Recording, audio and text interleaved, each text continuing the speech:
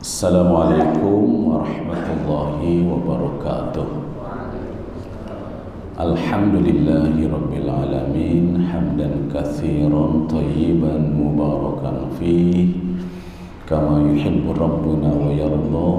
Asyhadu an la ilaha illallah wahdahu la syarikalah, wa asyhadu anna Muhammadan abduhu wa rasuluh, wa ba'du. Semoga Bapak Ibu semuanya senantiasa dalam keadaan sehat, tambah sukses, makin berkah dan bahagia.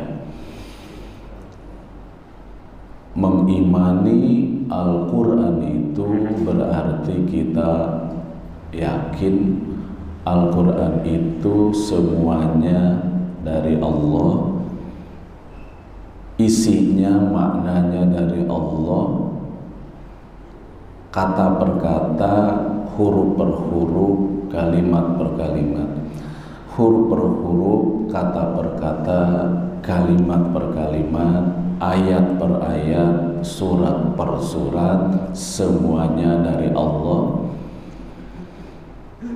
Dan begitu yang dibaca oleh Nabi dulu, begitu pula yang dibaca oleh kita sekarang, tidak ada yang berkurang. Karena beriman pada Quran juga kita percaya bahwa Al-Quran itu dijamin oleh Allah tentang kemurniannya, karena itu merupakan janji Allah dalam Al-Quran itu sendiri. Inna nahnu nazzalna dzikra wa inna lahu lahafidhun. Itu janji Allah.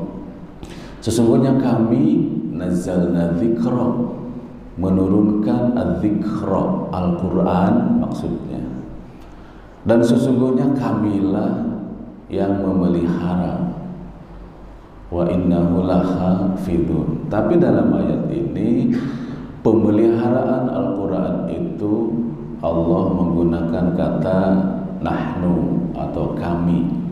Artinya pemeliharaan Quran itu melibatkan manusia, melibatkan umatnya, yaitu penghafal, penulis, dan seterusnya. Kedua, kandungan Al-Quran itu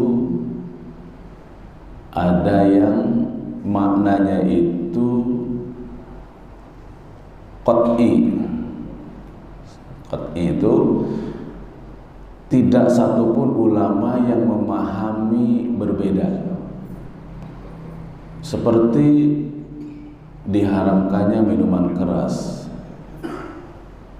diharamkannya daging babi, diharamkannya bangkai, diharamkannya darah.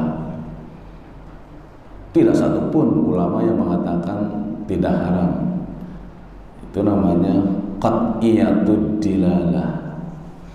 Nah, nanti kita akan masuk kepada teknis dalam usul fikih itu mengenai qat'iyatud dilalah dan dhanniyatud dilalah itu. Sekarang kasih pengantar sedikit.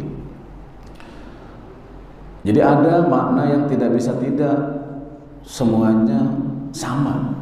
Salat itu wajib. Aqimus shalah wa atuz zakah. Salat itu wajib, zakat itu wajib. Tidak ada satupun, semuanya yang berbeda. Itu jika tidak percaya kepada itu, maka bisa masuk kepada kafir ya. Tapi ada Al-Quran itu yang maknanya itu agak samar, sehingga ulama itu berbeda menerjemahkannya, memaknainya.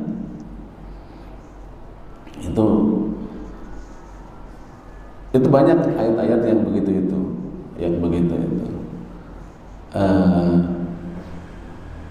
Ada ayat wala tulqu bi aidikum ila tahlukah. Jangan kamu mencampakkan dirimu kepada jurang kehancuran. Ada orang yang memahami dari ayat itu rokok haram. Tapi ada ulama yang mengatakan tidak haram. Nah kan, ini bedanya. Kalau yang pertama itu tidak percaya kepada maknanya, itu udah kafir aja udah. Tapi kalau yang ini, ada orang mengatakan rokok haram, ada yang mengatakan tidak. Dari ayat yang tadi, tidak bisa disebut orang itu kafir. Rokok itu haram, dari Quran tahu. Tapi dia tidak memahami rokok itu haram. Tidak bisa bilang dia kafir karena paham dia berbeda. Tidak bisa, kamu kafir. Atau sebaliknya, kamu mengharamkan padahal di Quran enggak ada, kafir juga, enggak bisa. Nah, itu yang kedua, namanya dzanniyatud dilalah. Dzanniyatud dilalah. Riba dalam Quran itu haram. Semuanya ulama mengatakan riba itu haram. Tapi apakah bunga bank itu masuk kepada riba? Ini yang debatable. 12 tahun Syekh Al-Azhar, 12 tahun lalu Syekh Al-Azhar mengatakan, memfatwakan bunga bank itu haram. Tapi sekarang boleh. Jadi debatable itu. Selama yang debatable, kita tidak bisa mengatakan orang yang menganut salah satu paham kita bilang kafir. Kamu gak iman kepada Quran, buktinya kamu masih nabung di bank. Tapi jangan jadi orang utilitarian, beragama tidak ikhlas. Kalau di mimbar teriak-teriak haram, tapi giliran saya minta nomor rekening, dia punya rekening BCA, kan nggak lucu begitu. Ini banyak itu yang termasuk yang di sini, yang di Al-Hikmah ini, pas saya minta rekening, kasih BCA rekeningnya. Tapi ininya, orasi-orasinya ceritanya haram. Jadi tidak bisa dikatakan kafir kalau mengambil dalil yang namanya masih samar itu. Banyak itu yang begitu.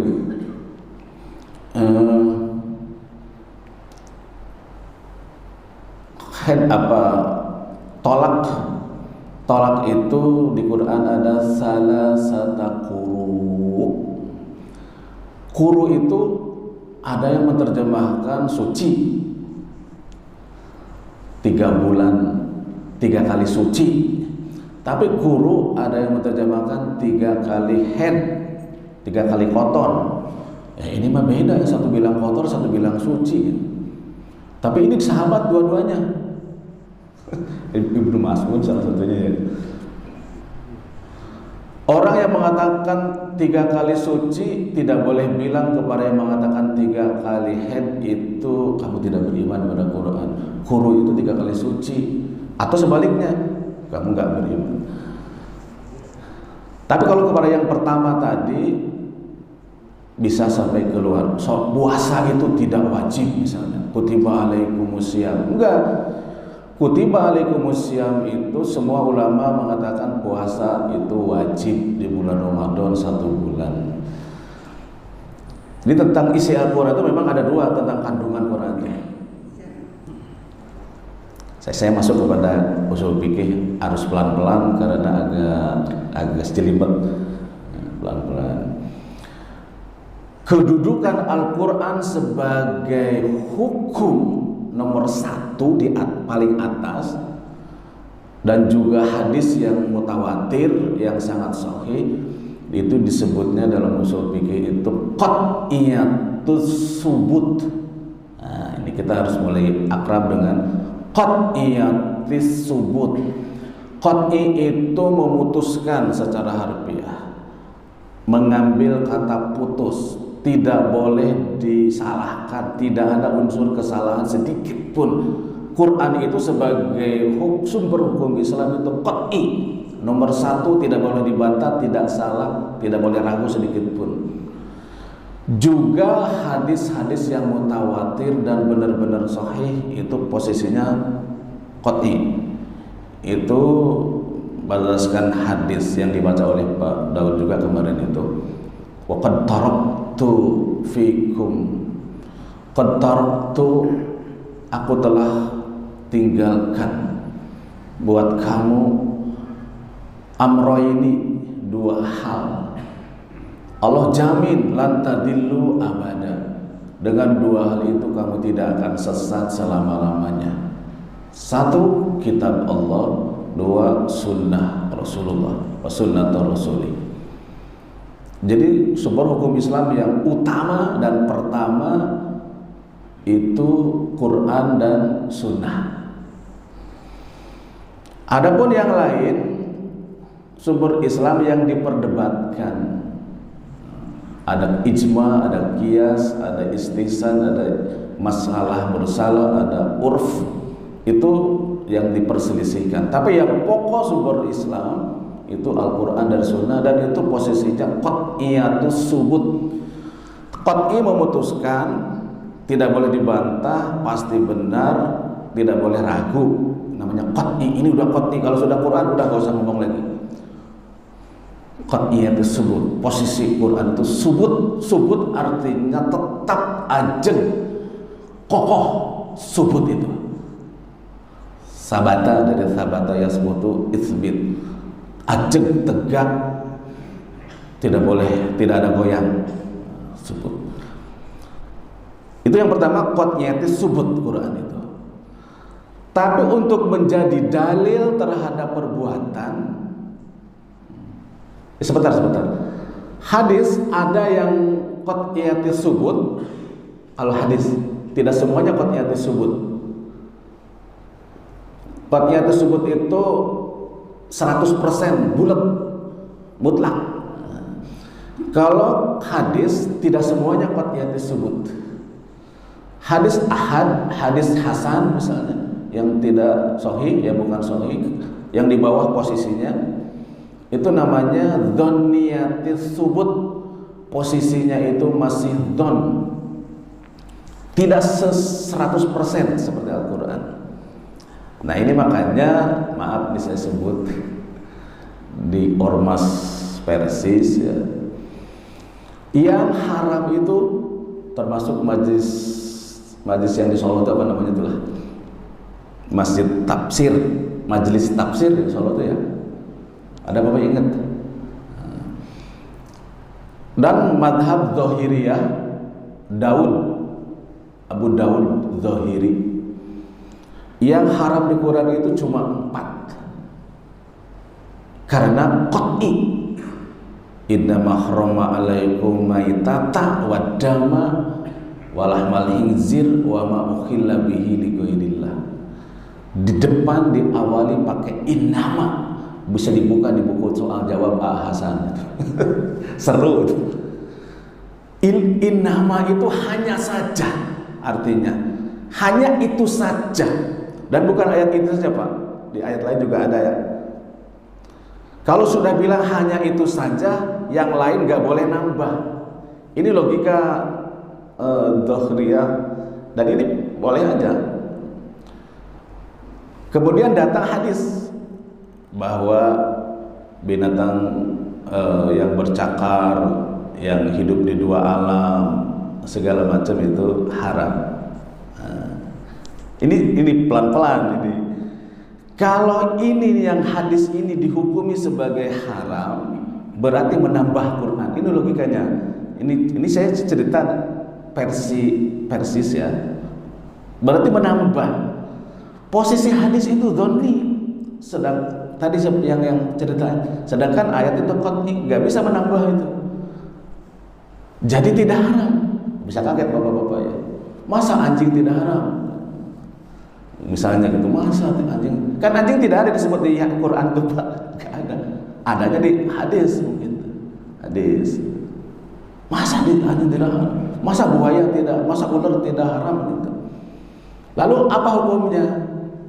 Hukumnya masuk kepada makruh. Karena seperti ini logika berpikirnya, cara logika berpikirnya itu. Yang di Quran itu menggunakan kata innama. Nah, kalau tentang haramnya bangkai, haramnya darah, haramnya babi itu Quran qat'iyatis subut posisinya 100%, dan sebagai dalil pun qat'iyatu dilalah, tidak ada satupun yang mengatakan tidak haram.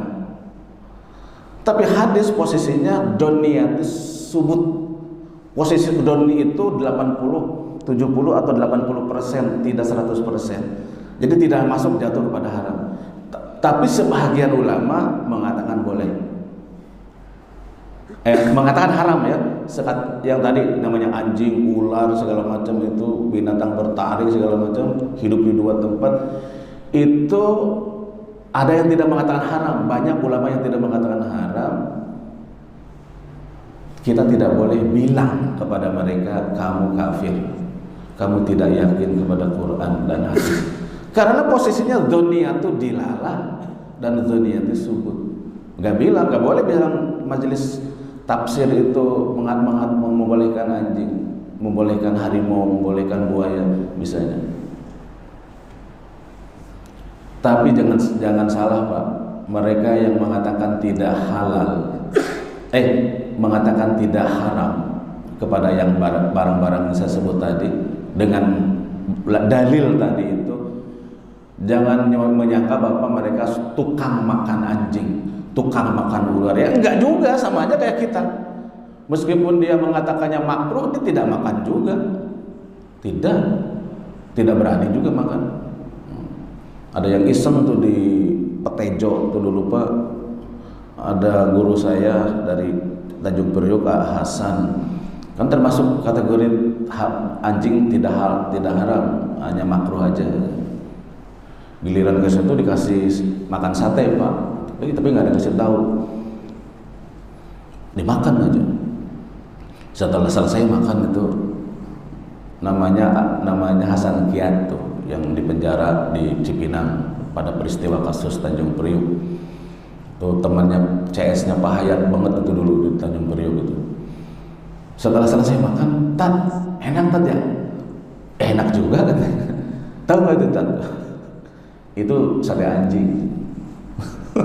Wah kamu, iya kan kata Ustaz nggak haram.